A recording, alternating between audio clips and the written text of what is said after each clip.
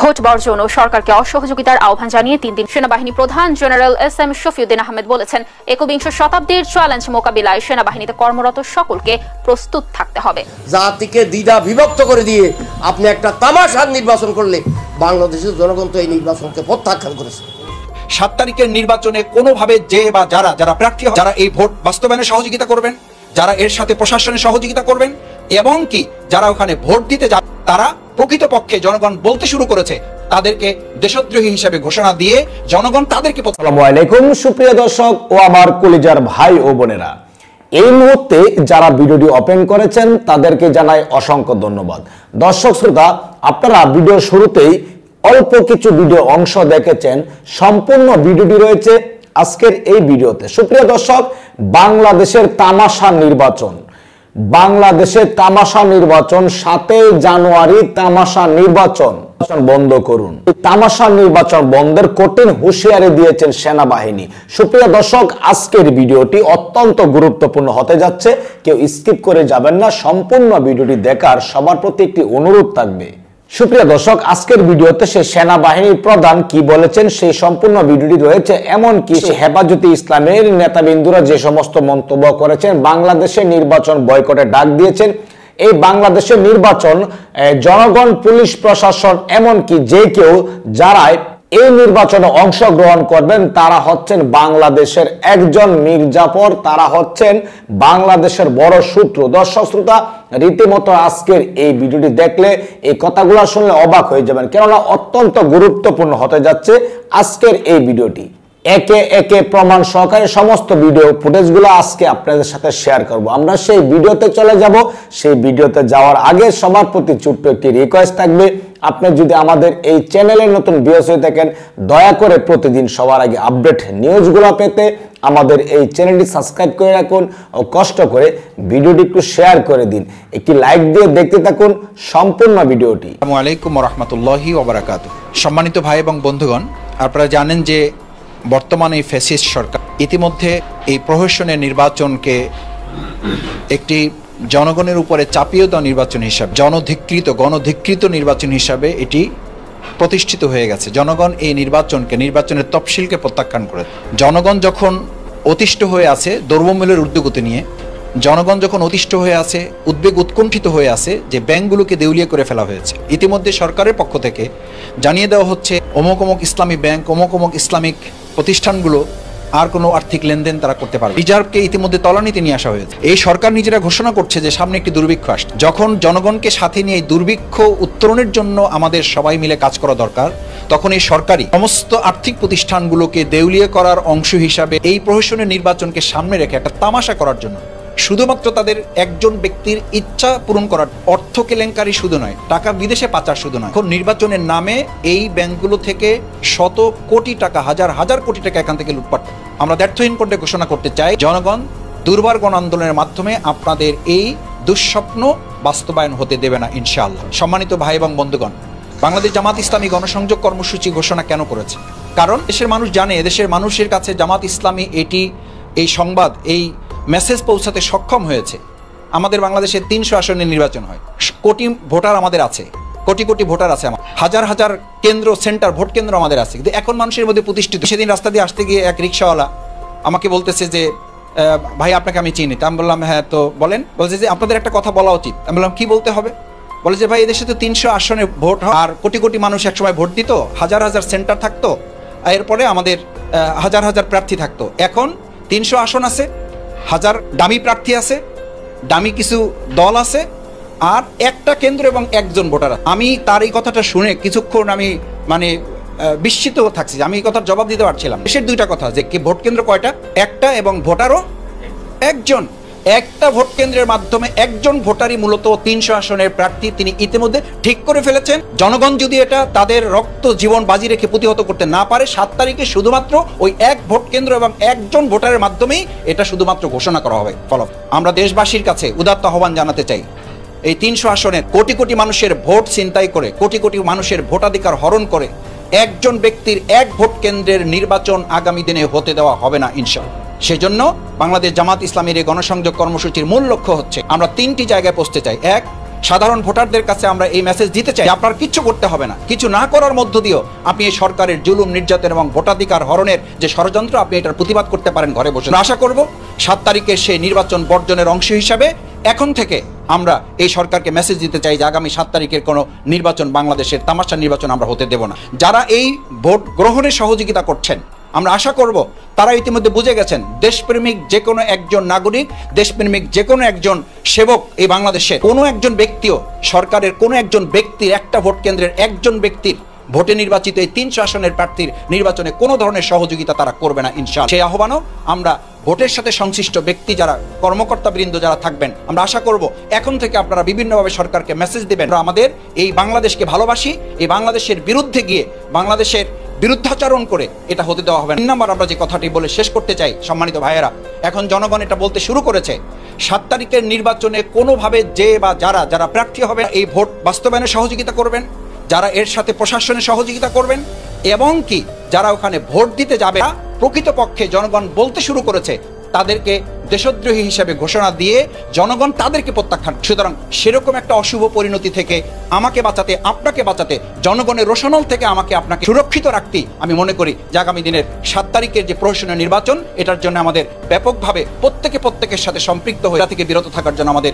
উদ্যোগ গ্রহণ করার উদাত্ত আহ্বান জানিয়ে আমি প্রত্যাশা ব্যক্ত করব বাংলাদেশ জামাত ইসলামীর সাথে দেশের সমস্ত জনগণ আছে, আমরা তাদেরকে সাথে করে নিয়ে আমরা আমাদের সকল থানা, ওয়ার্ড, ইউনিট লেভেল পর্যন্ত আজকের মহানগরী আমির আমাদের নির্দেশনা দিবেন। এই নির্দেশনার আলোকে গণসংযোগের যে বাকি 2 দিন আছে সেই দিন সহ সামনের অবরোধ এবং তারপরের যে কোনো কঠোর কর্মসূচি বাস্তবায়ন করার মধ্য দিয়ে ঢাকা মহানগরী দক্ষিণ জামাত বাংলাদেশের গণমানুষের আকাঙ্ক্ষা পূরণে আমরা আমাদের এই আন্দোলন অব্যাহত রাখব। বাংলাদেশের জনগণ তো তাদের স্বাধীনতা রক্ষা করবে।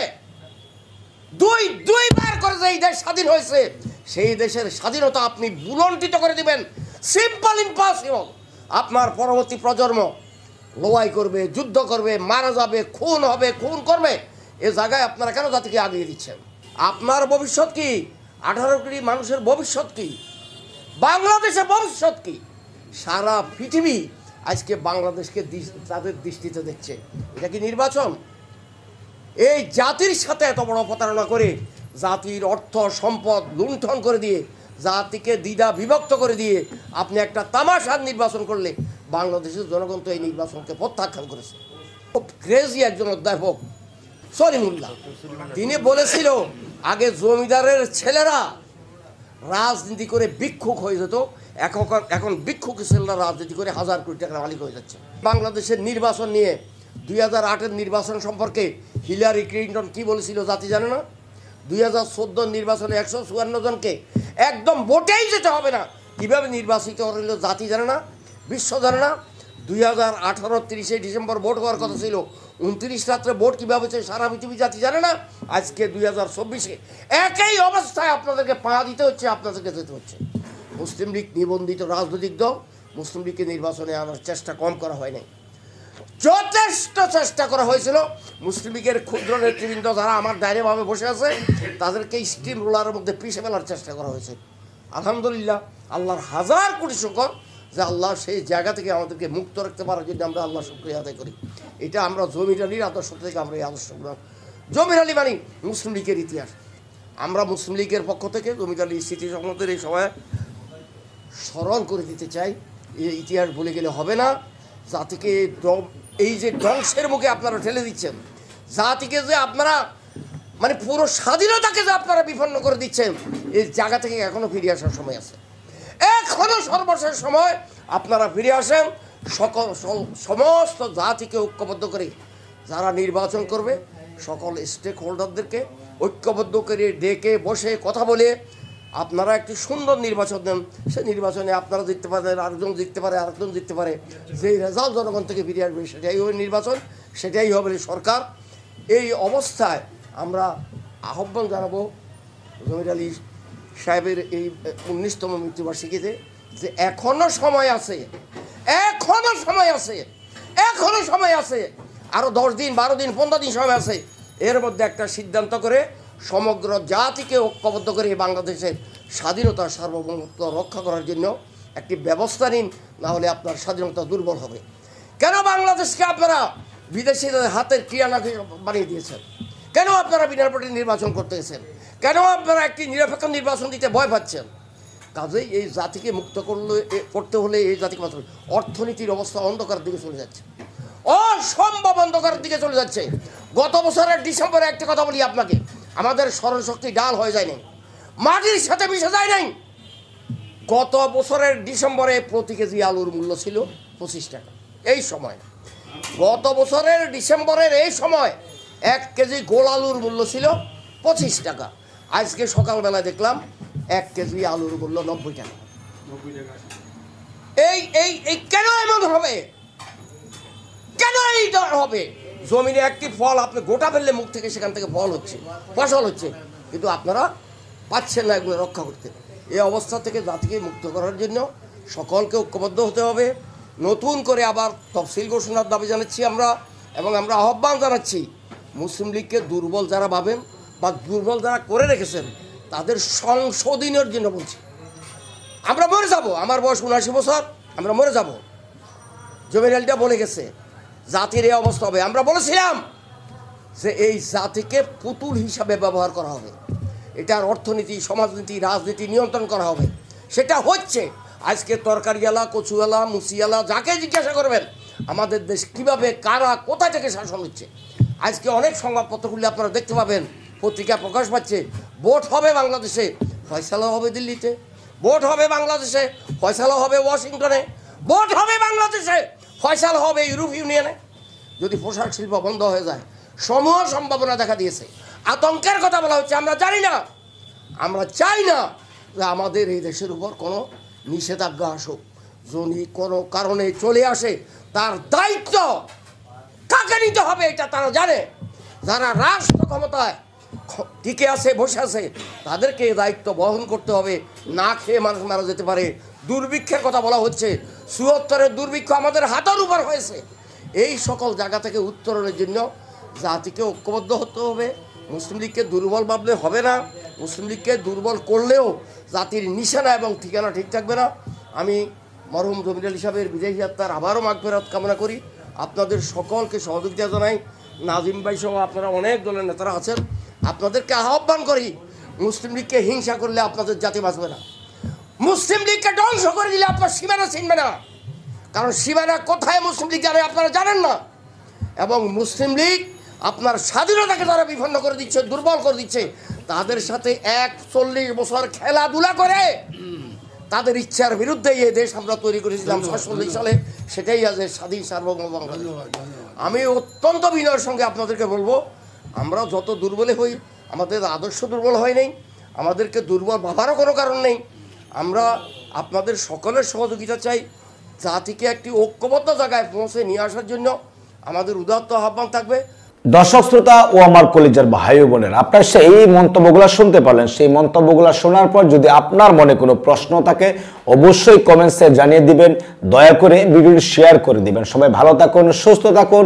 দেখা হবে আবারও পরবর্তী নতুন একটি আপডেট নিউজ নিয়ে। আল্লাহ হাফেজ।